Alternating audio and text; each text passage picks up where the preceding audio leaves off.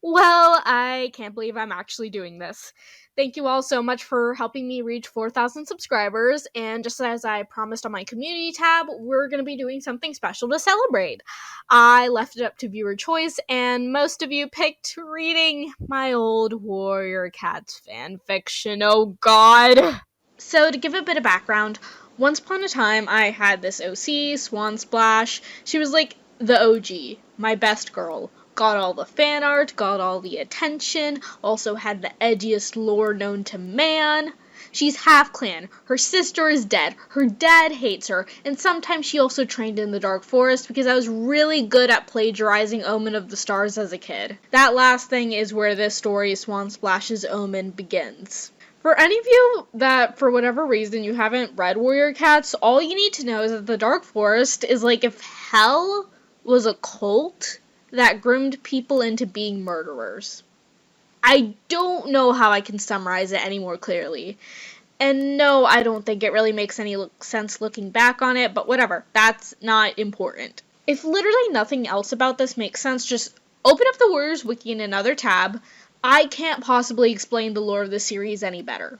Moving on, this train wreck of a story opens up in StarClan, aka Cat Heaven. Two cats, Dove Willow, no relation to yours truly, not a self-insert, that's Swan Paw. And Misty Breeze are kind of beefing it out. Misty Breeze is like, admit it, your boyfriend, branched up, he's a murderer. He sucks. He literally tried to kill the leader. We hate him. And Dove Willow is like, L plus ratio plus your son literally had babies with someone outside of the clans, which is illegal and therefore the same level as bad. And Misty Breeze is like, what is wrong with you?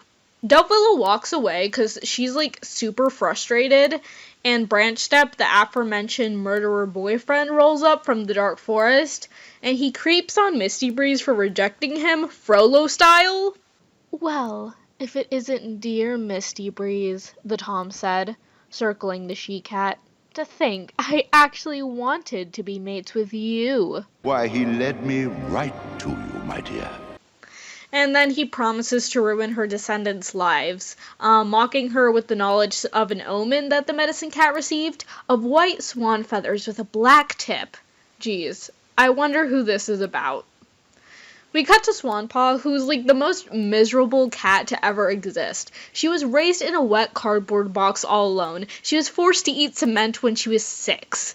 Her dad, Rippleclaw, hates her, and she's still mourning the recent death of her sister, who's literally never relevant. We just needed it for like extra edgy factor. So she falls asleep and wakes up in, you guessed it, the Dark Forest.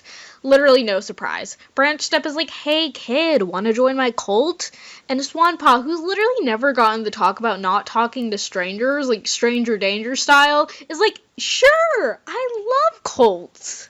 So she starts training there. Typical warrior cats, you know, they teach killing moves. Oh, they're so evil. The forest smells of blood. I wish I was joking. I have no idea why it's like this. Whatever, everything goes well for her.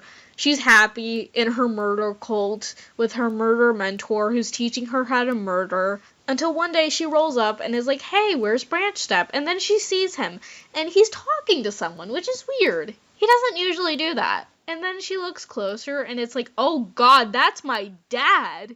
And she's like, oh no, now he's gonna know I'm rocking with hell, no. So she wakes up. She doesn't really wake up because it's another dream. Dream Rippleclaw takes her out to camp where he starts tearing into her by, and I'm serious here, by singing Good For You from Dear Evan Hansen, but with worse lyrics. So you found a place where the grass is greener, and you switch borders to the other side. He started. Is it good? Are they giving you a world I can never provide? He hissed. She tried to formulate words, but nothing came out. Well, I hope you're proud of your big decision. He said. It was an obvious reference to her trainings in the Dark Forest. Guilt washed all over her. I hope that's all you want and more. You say what you need to say, so that you get to walk away. Until you have to stay tough, when there's obviously something for you. Well, I'm sorry you had it rough, and I'm sorry I'm not enough. Thanks, Darkman, they rescued you. And then her friends start singing to her, too. Before her, in her father's face, Snowpaw, her friend, appeared in front of her. Does it cause your mind to be slightly sorry?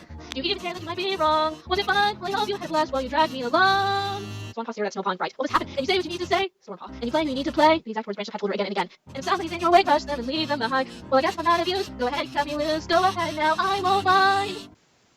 Said friends, later on in the story, get one line each. One line. They are not relevant. I genuinely think the only reason they're there is because they were the dollar store version of my friend's actual OCs, whose lore is actually important to Swan Splash. She wakes up, she's like, weird dream, and shenanigans ensue. She lies to her mentor about the random scars she's getting. She's like, oh, it's just the thorns in my nest. You know, those darn thorns that literally every Dark Forest trainee lies about. I have a lot of feelings about warrior cats. Anyway, she goes to a gathering, and Branch Step, when she returns, gets all, like, abusive boyfriend mode. He's like, how dare you not spend every waking hour with me? You don't even love me. I bet you're not even loyal to our murder cult. And Swan Paw is like, no, I am. I'm totally loyal. I'm totally loyal. So Branch Step is like, yay, I can keep love bombing you. And he does. And he offers her a way to get revenge on her dad. I'm sure this will go very well. So how does this happen exactly? Well, Branch Step lures Rippleclaw into the Dark Forest, somehow, and taunts him with how much Swan Paw likes him so much better, how he's, like, basically her surrogate dad. This isn't creepy at all. He's not creepy, guys. He's normal. He's so normal. He's also, like, really smug about it. It's actually a little fun. He's a little fun. I had so much fun voicing him. Oh my gosh. Good, Branch Step said. You're a much better warrior than your father. Such a shame he decided to betray us for Star Clan. I have no idea what you're talking about. This was all Swan Paw's choice. You could have gotten rid of him for good. Isn't that what you wanted? Branch Step hissed. Swan Paw is really not vibing with him, though. I have no idea why. Like, he's a little creepy, but I don't know. Do you guys think maybe it's the murder? I don't know. So she tries to, like, sneak away, but then Branch Step is like, nope, no, you're staying. In fact, we're moving on to phase 2. And do you guys want to guess what phase 2 is? Do you want to guess what the plan is from the murder cult for phase 2 of this? You're never going to guess. You're never going to. It's murder. He tells her to murder her dad. So she doesn't, because she's like, she likes her dad. And also she's a teenager.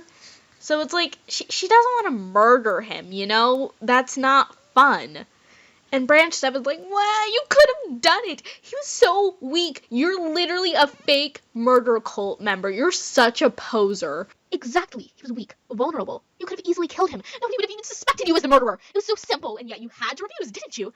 And Swan Paw starts having an internal crisis where she realizes that the obviously abusive figure in her life is just using her for revenge. It gets so hard that she literally kind of starts slam poetrying about it. How much Branch Step actually cared for her. For a long time, she brushed it aside, thinking she was overreacting, but now she wasn't even sure anymore. The way he acted, he'd never been so aggressive before. She remembered his words.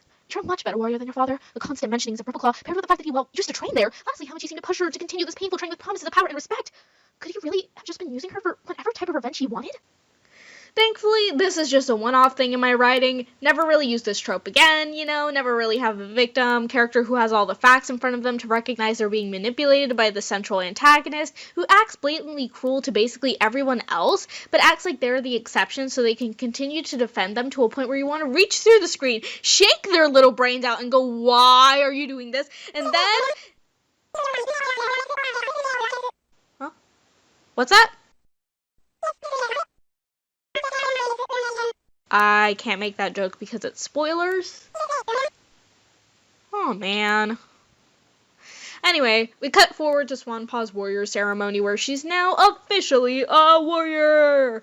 And like all warriors, she has to go keep vigil, meaning she can't go to sleep and go to the Dark Forest. Now following Rippleclaw's point of view for the first time in 7 chapters, we see him enter the Dark Forest alone, where Branch Step taunts him more. Because he's like that. He's like being all smug and being like, your kid likes me more, and she's gonna totally murder people, haha, oh moment, oh dad, boo, cringe, you cringe, I'm based. And that's where it ends. I never finished this. This is literally the last, I'm so serious. This is the last chapter. I was so committed though. I feel like I really was cooking something here. Was it good? No. Was the prose good? Also no. Did the central antagonist have any depth? No. But I was really cooking something here. So if you guys want to make your Swan Splash's Omen fanfiction, drop down in the comments below how you think this should have ended. Because I literally don't know how I wanted it to end. I had zero plan. I was just writing this as I go. But again, like I said, I'm really committed now to finishing my projects. Like, I will never have an issue again where I make a story haphazardly and then I'll just, like, kind of forget about it because I kind of get bored of it and I move on to another story and... Huh? Yeah? No, I don't know what a dayscape is, sorry. Nope, no idea what you're talking about. Anyways, thank you guys so much for watching. Thank you again for 4,000 subscribers. And stay tuned for my next video. Bye!